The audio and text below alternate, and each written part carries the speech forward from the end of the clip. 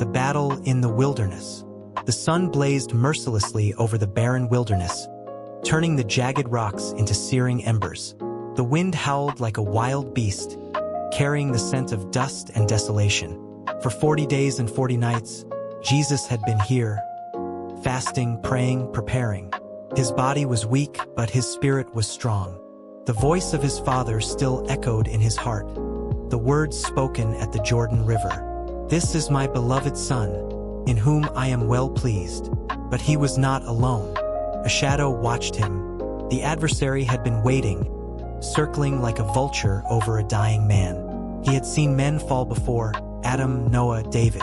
Every man had a weakness. And now, here was the Son of God, wrapped in fragile human flesh. Satan's form shifted in the heat, his voice smooth as silk, but laced with poison. "If you are the Son of God, command these stones to become bread." The words slithered into Jesus' mind, targeting his hunger, his weakness. It would be so easy, just a word, and the hunger would be gone. But Jesus knew this was not just about bread. It was about trust. Would he trust his Father to provide, or would he take matters into his own hands? His eyes burned with resolve as he answered, his voice steady.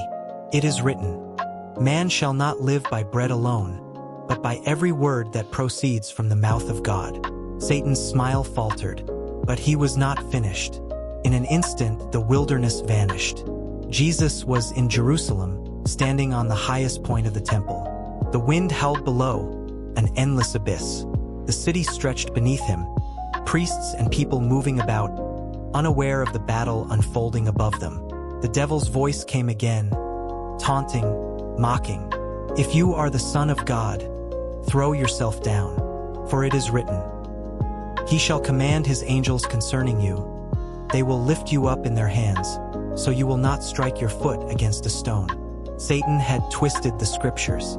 He wanted Jesus to prove he was the Son of God, to force the Father's hand, to act recklessly in the name of faith. Jesus' jaw tightened. Faith is not recklessness. Trust is not testing. His voice rang out, "It is written, you shall not put the Lord your God to the test." The tempter's eyes darkened. Fine. If Jesus would not give in to weakness or doubt, then he would attack his mission. The temple faded. Now Jesus stood on a mountain high above the world. The kingdoms of the earth stretched before him, glorious, powerful, majestic. Nations bowed before golden thrones. Armies marched under crimson banners. Cities glittered with wealth. Satan stood beside him, his voice now a whisper, seductive, promising. "All this I will give you," he said, spreading his arms over the kingdoms of men. "Their power, their glory, it is mine to give. Just bow to me, and it will all be yours." A shortcut. No suffering, no cross, no nails, no thorns, no blood. Just a bow.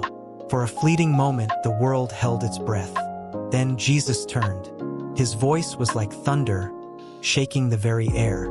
"Away with you, Satan, for it is written, you shall worship the Lord your God, and him only shall you serve." A scream of fury, a gust of wind, and the devil was gone. The wilderness fell silent. Then soft footsteps approached. The air shifted. Angels surrounded him, their hands gentle, their voices like song. They had come to minister to him, to strengthen him. The battle was won. Jesus stood, the fire of victory in his eyes. He had faced the darkness, and he had overcome.